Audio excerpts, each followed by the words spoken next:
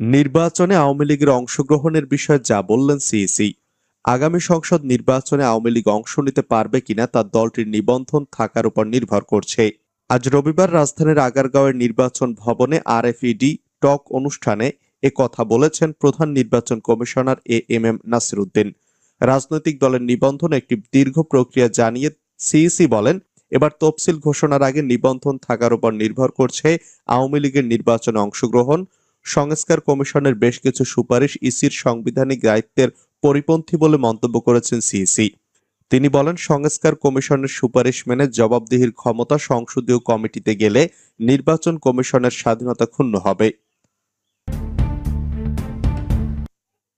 শাহবাগে শিক্ষকদের সমাবেশে পুলিশের লাঠিপেটা জলকামান।